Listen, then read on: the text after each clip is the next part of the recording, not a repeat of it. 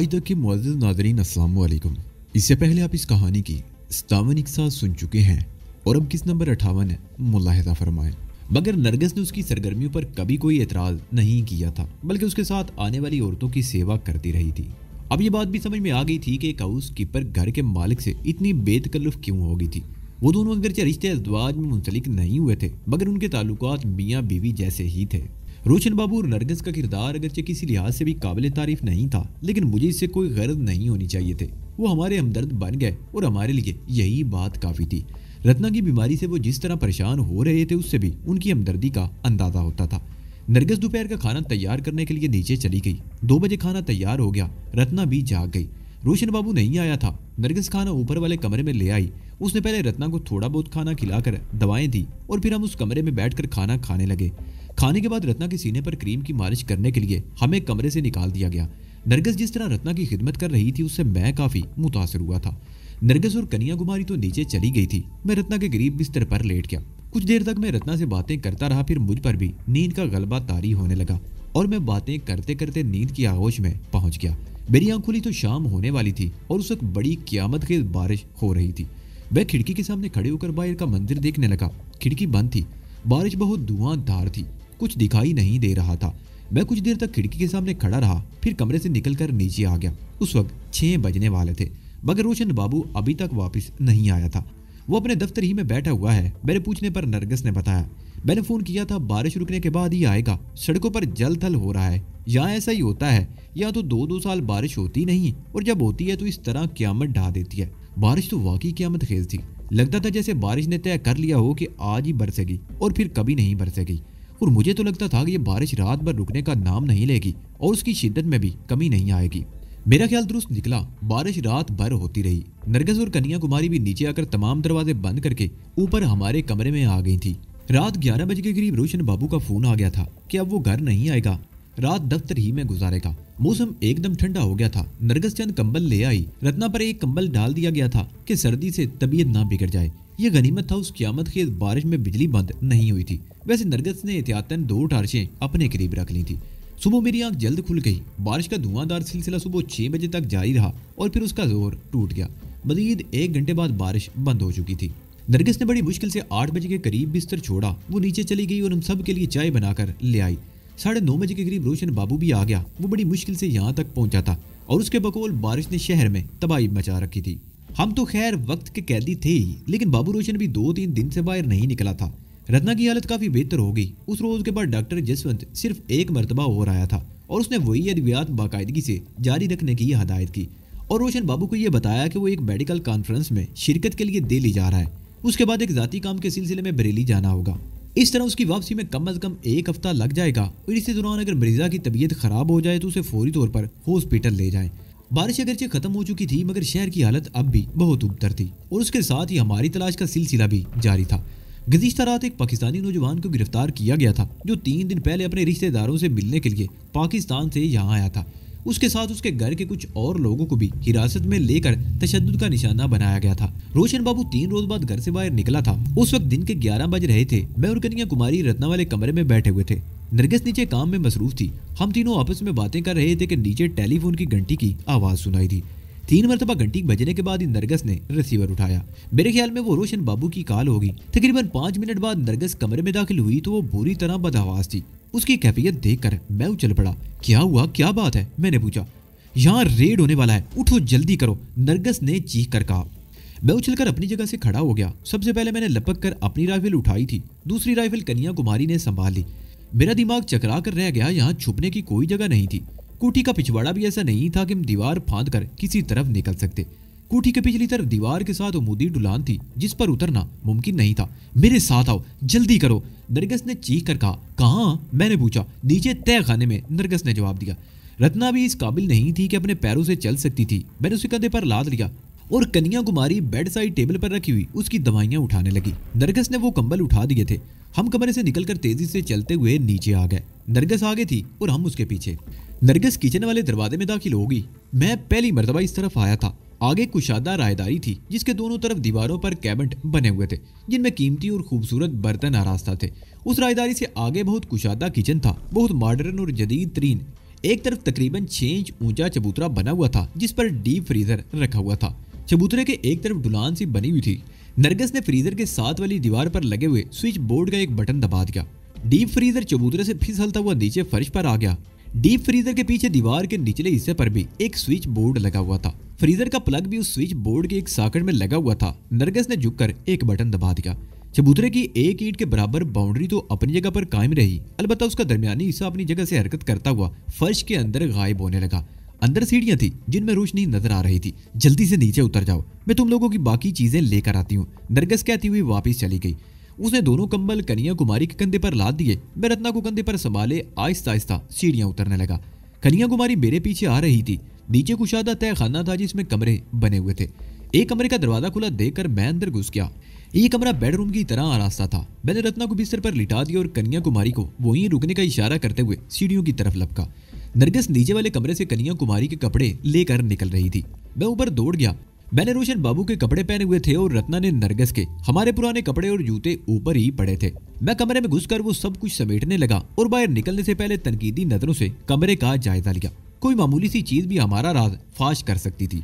मैं जब नीचे पहुंचा तो नरगिस सीढ़ियों के करीब खड़ी थी। हम दोनों तेजी से चलते हुए किचन में पहुंच गए और ठीक उसी वक्त बाहर गाड़ियों के रुकने की आवाज सुनाई दी। किचन की खिड़की से कोठी का गेट सामने से दिखाई देता था। मैंने उस तरफ देखा तो मुझे गेट के साथ दीवार पर 2 हाथ नजर आए।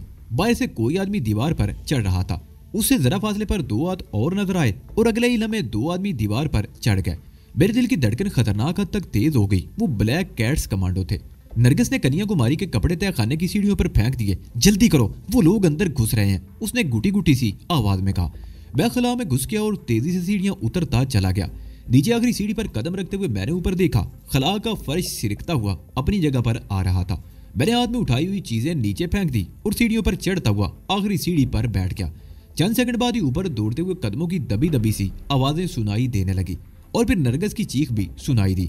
मैं चबूतरे के नीचे दुबका पड़ा रहा। ऊपर से चीखने चिल्लाने की आवाजें सुनाई देती रही और फिर खामोशी छा गई। वो लोग शायद किचन से निकलकर दूसरी तरफ चले गए थे। मैं नीचे आ गया। सीढ़ियों पर से कन्या कुमारी के कपड़े और जमीन पर पड़ी हुई दूसरी चीजें उठाई और तय खाने का वसी हाल उबूर करके उस कमरे में आ गया। कन्या कुमारी ने रत्ना को बिस्तर पर ठीक से लिटाकर कंबल ओढ़ा दिए थे। रत्ना का चेहरा खौफ से पीला हो रहा था। डर क्यों रही हो रत्ना? मैंने कहा। हम यहाँ बिल्कुल महफूज हैं। मैंने उसकी तरफ देखते हुए कहा। अगर उन्होंने नरगिस पर तशद्दुद करके उसकी जबान खुलवा ली तो हम यहाँ इस चूहे दान में मारे जाएंगे। नरगिस ऐसी नहीं है, मैंने जवाब दिया। अब तक मैं उन दोनों के बारे में बहुत अच्छी राय कायम कर चुका हूँ। नरगिस और रोशन बाबू अपनी जान तो दे सकते हैं मगर हमारे बारे में नहीं बताएंगे। वैसे मेरा ख्याल है रोशन बाबू भी पहुंचने वाला होगा। वो इस शहर का मुअज़्ज़ज़ और बाअसर आदमी है, इस मामले को संभाल लेगा। काश ऐसा ही हो, रत्ना ने कहा। इस कमरे में एक छोटी मेज और 2 कुर्सियां भी पड़ी थी। कन्या कुमारी ने मेज साफ करके दवाएं वगैरह उस पर रख दी और कुर्सियां साफ करने लगी। मैं थोड़ी देर बाद फिर सीढ़ियों पर चला गया मगर ऊपर की कोई आवाज सुनाई नहीं दी। 2 घंटे गुजर गए। हमें कुछ इल्म नहीं था कि ऊपर क्या हो रहा है। ब्लैक कैट्स के कमांडो कोठी में मौजूद थे या चले गए थे और क्या वो लोग नरगिस और रोशन बाबू को भी साथ ले गए थे या छोड़ गए थे। लेकिन मेरे सोचने की सबसे बड़ी बात यह थी कि पुलिस को यहाँ हमारी मौजूदगी का पता कैसे चला था। उन्हें कोई इतला मिली थी या महज रोशन बाबू के मुसलमान होने की वजह से उस पर किसी किस्म का शुबा हुआ था। और रोशन बाबू को कैसे पता चला था कि कोठी पर रेड होने वाली है। मैंने कन्या कुमारी के साथ पूरे तय खाने का जायजा ले लिया। बहुत वसी और अरीज तय खाना था। उसमें एक बड़ा हाल और 4 कमरे थे। एक कमरा ड्राइंग रूम के तौर पर आरास्ता था और 3 बेडरूम्स थे। हाल और कमरों में लालटेन, स्टैंड और ऐसी चीजें नजर आ रही थी जिससे अंदाजा लगाया जा सकता था कि ये तय खाना किसी वक्त निगार खाने के तौर पर इस्तेमाल होता रहा था। शायद कभी यहाँ किसी फिल्म की शूटिंग की गई हो और फालतू चीजें यहीं छोड़ दी गई हो। 3 घंटे बाद सीढ़ियों की तरफ से हल्की सी आहट सुनकर मैंने राइफल संभाल ली और एक दरवाजे की आड़ लेकर खड़ा हो गया। कन्या कुमारी ने भी राइफल उठाकर मेरी तरह पोजीशन संभाल ली। रत्ना कुमारी का बेड साइड में था। उसने और कन्या कुमारी ने यह तय कर लिया था कि अगर पुलिस या ब्लैक कैट्स कमांडो हुए तो हम बिला दरीग फायर खोल देंगे। इसमें कोई शुबा नहीं कि इस तरह हमारे जिंदा बचने के इम्कानात भी ना होने के बराबर थे। लेकिन हम मरने से पहले भी कुछ कर दिखाना चाहते थे। लेकिन वो ना तो पुलिस थी और ना ही ब्लैक कैट कमांडोज। वो नरगिस और रोशन बाबू थे। नरगिस की हालत देखकर मैं उछल पड़ा। उसके बाल बिखरे हुए और कमीज फटी हुई थी। दायां गाल सूजा हुआ था जिससे मुझे ये अंदाजा लगाने में दुश्वारी पेश नहीं आई कि रोशन बाबू के आने से पहले उसे तशद्दुद का निशाना बनाया गया था। मैं दरवाजे की आड़ से निकलकर सामने आ गया। राइफल मेरे हाथ में थी। चले गए वो हनामी, नरगिस ने मेरी तरफ देखते हुए कहा। उसके होंठों पर जख्मी सी मुस्कुराहट थी। ये तो शुक्र है कि मुझे बर वक्त पता चल गया और मैंने नरगिस को फोन कर दिया, वरना बेखबरी में मारे जाते और तुम लोगों के साथ हमारा भी हिसाब किताब हो चुका होता। रोशन ने कहते हुए हाल की दीवार पर लगे हुए एक बॉक्स का ढकना खोल दिया। मुझे ये देखकर हैरत हुई कि उस बॉक्स में एक टेलीविजन था। बॉक्स के साथ एक छोटा सा स्विच बोर्ड था। रोशन ने एक स्विच ऑन कर दिया और टीवी के करीब रखा हुआ रिमोट कंट्रोल उठाकर एक बटन दबा दिया। टीवी स्क्रीन रोशन हो गई। बरामदा और उसके सामने गेट तक का मंदिर दिखाई देने लगा। अब हम इत्मीनान से बैठकर बात कर सकते हैं। उसने रिमोट कंट्रोल एक तरफ रख दिया।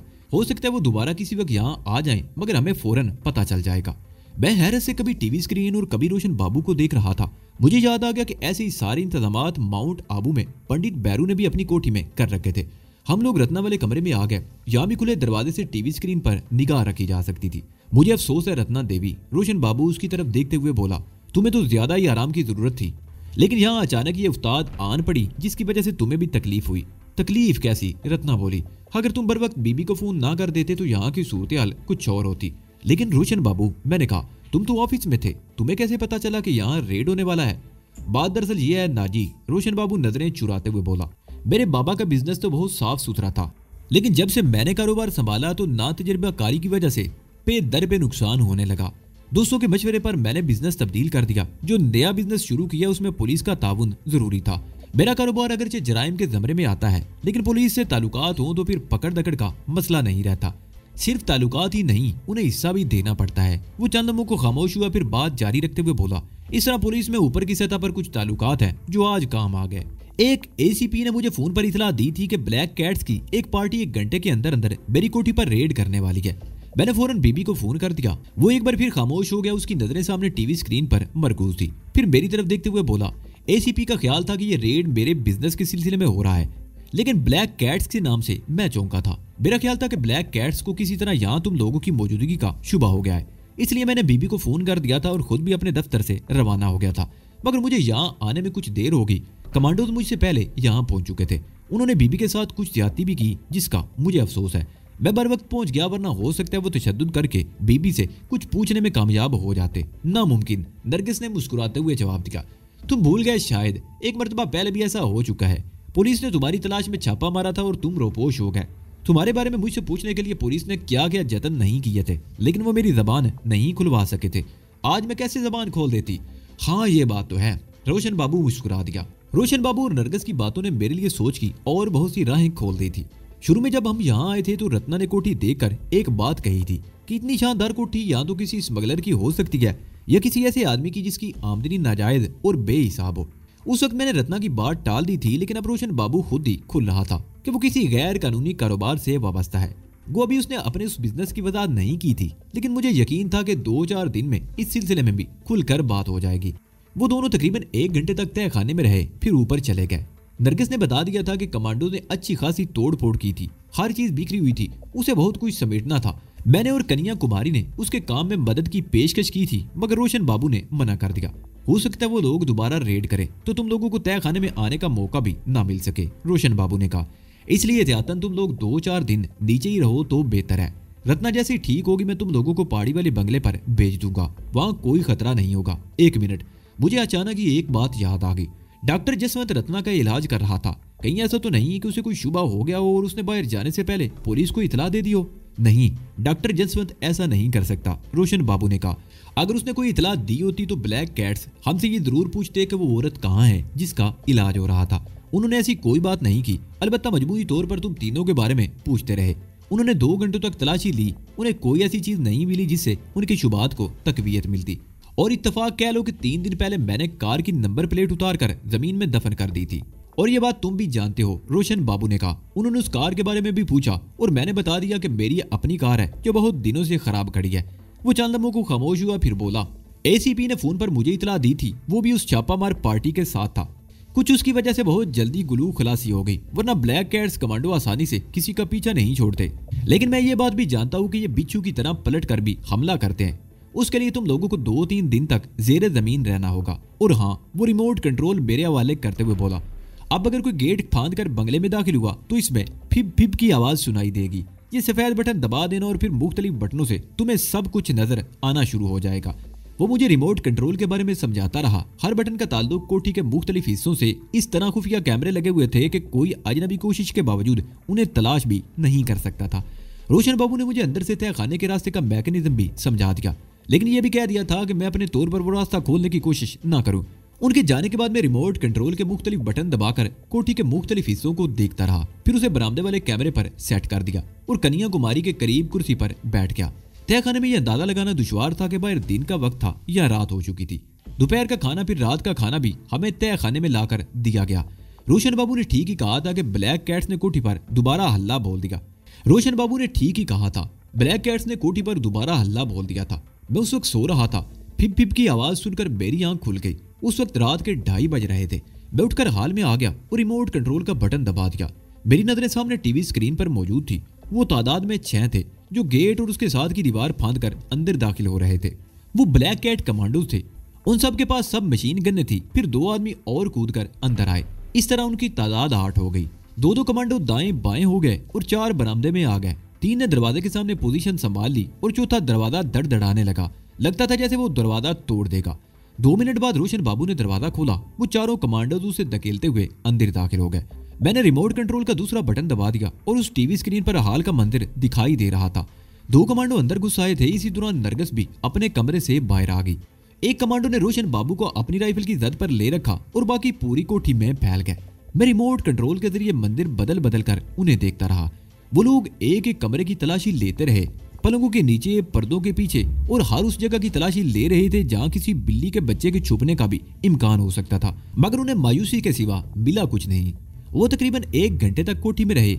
उस पार्टी के इंचार्ज का रोशन बाबू से कुछ तलक कलामी का तबादला भी हुआ था। आवाज तो मैं नहीं सुन सका, मगर उनके चेहरों के तासरात बता रहे थे कि उनमें गर्मा गर्मी हो रही थी। और आखिरकार वो लोग चले गए। उन लोगों की वापसी भी गेट फांद कर हुई थी। रोशन बाबू ने बरामदे वाला दरवाजा बंद कर दिया और वो नरगिस को इशारा करता हुआ अपने कमरे की तरफ चला गया। मैंने रिमोट पर बरामदे वाला बटन दबा दिया और वापस मुड़ा तो कन्या कुमारी से टकरा गया, जो पता नहीं किस वक्त मेरे पीछे आ खड़ी हो गई थी। ओह, तुम कब आई? मेरे मुंह से बेइख्तियार निकला। जब तुम कमरे से निकल रहे थे तो मेरी आंख भी खुल गई थी। मैं उसी वक्त यहाँ आ खड़ी हो गई और वो सब कुछ देख रही थी जो मैंने देखा है। मैंने उसका जुमला मुकम्मल कर दिया। हाँ, कन्या कुमारी ने गर्दन हिलाई। रोशन बाबू ने ठीक ही कहा था। ब्लैक कैट्स कमांडो आसानी से किसी का पीछा नहीं छोड़ते। हम कमरे में आ गए। रत्ना सो रही थी। कन्या कुमारी उसके साथ लेट गई और मैं कोच पर दराज हो गया। मेरा ख्याल था कि रोशन बाबू हमें इस सूरत से आगाह करने के लिए तय खाने में आएगा, मगर काफी देर गुजर गई, वो नहीं आया तो मैंने भी आंखें बंद कर ली। हम 3 दिन उस तय खाने में और रहे।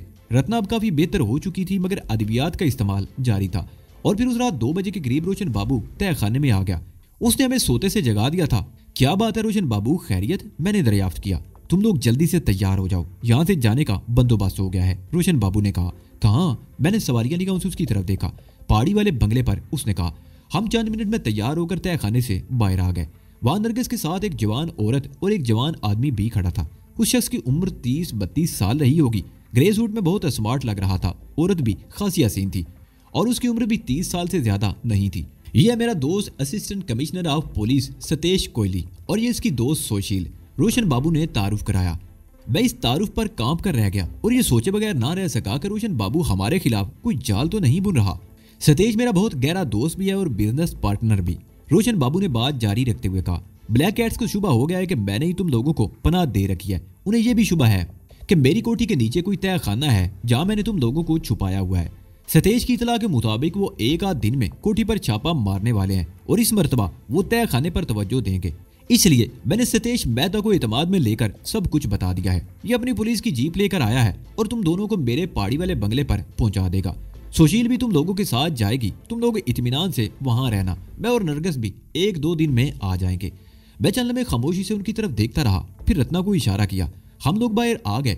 बरामदे में तारीकी थी। गालबन ये बत्ती जानबूझकर बुझा दी गई थी। पोर्च में रोशन बाबू की कार के पीछे पुलिस की बंद जीप खड़ी थी। मुझे और रत्ना को कन्या कुमारी के साथ पिछली सीट पर बिठा दिया गया। सतीश ने ड्राइविंग सीट संभाल ली और सुशील उसके साथ वाली सीट पर बैठ गई। जीप बंगले से निकलकर शहर की मुख्तलिफ सड़कों पर दौड़ने लगी। रात का पिछला पहर था और सड़कों पर सन्नाटा था, लेकिन एक चौराहे से आगे निकलते ही पुलिस की एक पार्टी ने हमारी जीप रोक ली। वो 2 कांस्टेबल थे। एक तरफ अंधेरे में एक जीप भी खड़ी थी जिसमें पुलिस एहलकार और बैठे हुए थे। अगली सीट पर गालबन उस पार्टी का इंचार्ज बैठा हुआ था जो सिगरेट के कश लगा रहा था। हमारी जीप के करीब आने वाले दोनों कांस्टेबलों ने सतेश मेहता को पहचानते ही सल्यूट झाड़ दिया। पुलिस पार्टी का इंचार्ज भी अपनी जीप से उतरकर आ गया। वो सब इंस्पेक्टर था, उसने भी ठग से सल्यूट झाड़ दिया। तुम लोगों के साथ ब्लैक कैट्स क्यों नहीं है? सतेश मेहता ने सब इंस्पेक्टर की तरफ देखते हुए कहा। हालांकि यह तय हुआ था कि हर पुलिस पार्टी के साथ 2 कमांडोज भी होंगे। ये उनकी मर्जी है सर, हम उन्हें अपने साथ रहने पर मजबूर तो नहीं कर सकते। वो अपनी मर्जी से हम पर मुसल्लत है तो और बात है। सब इंस्पेक्टर ने कहा। ठीक है, तुम लोग अपनी जीप पर हमारे पीछे आओ, सतेश ने कहा। वो सब पुलिस वाले अपनी जीप पर सवार हो गए। सतेश मेहता ने जीप आगे बढ़ा दी और गर्दन घुमाकर मेरी तरफ देखते हुए बोला, ब्लैक कैट्स अपने आप को हमसे सीनियर समझते हैं, उन्हें इख्तियारात भी हमसे ज्यादा दिए गए हैं, हर मौके पर पुलिस को दबाने की कोशिश करते हैं। भगवान जाने हम पर यह अजाब कब तक मुसल्लत रहेगा। ब्लैक कैट्स का ये अजाब सिर्फ पुलिस पर ही नहीं, पूरी जनता पर है, सोशेल ने कहा। इन्हें तो सरकार ने खुद ही छुट्टी दे रखी है, जब चाहे जिसके घर चाहे घुस जाते हैं और जिसे चाहे उठाकर ले जाते हैं, कोई इन्हें रोकने वाला भी नहीं है। पहले बेगुनाह शख्स को उठा लेते हैं, फिर घोस ले जाकर छोड़ देते हैं। अरे भाई, ये तो हमसे भी घोस लेते हैं, सतेश ने कहा। मैं खामोशी से उनकी बातें सुनता रहा। जीप मुख्तलिफ सड़कों पर घूमती हुई जयपुर की तरफ जाने वाली सड़क पर आ गई। पुलिस की जीप भी हमारे पीछे ही आ रही थी। शहर के आखिरी चौराहे पर ब्लैक कैट्स की एक पार्टी ने हमें रोक लिया। सतीश मेहता अगरचे पुलिस में एसीपी था, हमारे साथ पुलिस पार्टी भी थी, मगर ब्लैक कैट्स पार्टी का इंचार्ज जो रुतबे में सतीश से बहुत नीचे था, बड़ी बदतमीजी से बात कर रहा था। रात के 2:30 बज रहे हैं, ये तफरीह का वक्त नहीं है, आप लोग कहाँ जा रहे हैं? उसने सतीश मेहता से पूछा। ये लड़की कौन है और आपके साथ ये दूसरे लोग कौन है? Mister black cat, Satish Mehta ने उसके चेहरे पर नजरें जमाते हुए कहा। तुम जानते हो किससे बात कर रहे हो? जानता हूँ सर, ब्लैक कैट ने जवाब दिया, लेकिन ये हमारी ड्यूटी है। हर उस शख्स से बाज पुरुष करना हमारा फर्ज है जो इस तरह। ऑफिसर, दूसरी जीप से सब इंस्पेक्टर भी उतर कर आ गया। तुम्हारी ड्यूटी मशकूक लोगों से बाज पुरुष करना है, किसी पुलिस ऑफिसर से नहीं। तुम हमारी ड्यूटी में मुदाखलत कर रहे हो sub inspector, black cat commando ने खुर्राते हुए कहा। मुझे सूरत हाल बिगड़ती हुई नजर आ रही थी। मैंने पैरों के करीब रखी हुई राइफल सीधी कर ली, लेकिन उसे सीट की आड़ ही में रखा। तुम अपने इख्तियारात से तजावुज कर रहे हो, सब इंस्पेक्टर ने भी चीख कर कहा। मिस्टर सतीश मेहता हमारे ऑफिसर हैं, अपनी फैमिली के साथ जयपुर जा रहे हैं। तुम्हारे लिए इतना ही जान लेना काफी है कि मिस्टर मेहता पुलिस ऑफिसर है और बस बहस की जरूरत नहीं। जीप का रास्ता छोड़ दो, वरना जो कुछ भी होगा इसकी तमाम तर जिम्मेदारी तुम पर होगी। सूरत संगीन से संगीनतर होती जा रही थी। मैंने रत्ना और कन्याकुमारी की तरफ देखा, उनके चेहरों पर हवाइयां सी उड़ी हुई थी। दोनों पार्टियों ने एक दूसरे पर असला तान लिया था। किसी तरफ से एक फायर खून खराबे का बायस बन सकता था। सतीश मेहता ने अपने सब इंस्पेक्टर से कुछ कहा और इंजन स्टार्ट करके जीप आगे बढ़ा दी। मेरा ख्याल था कि ब्लैक कैट्स रोकने की कोशिश करेंगे, मगर ऐसा नहीं हुआ। जीप आगे बढ़ती चली गई और दोनों पार्टियां एक दूसरे पर राइफलें ताने खड़ी रही। शहर से निकलते ही पहाड़ी इलाका शुरू हो गया। सड़क पहाड़ियों में पीछोखम खाती हुई जा रही थी।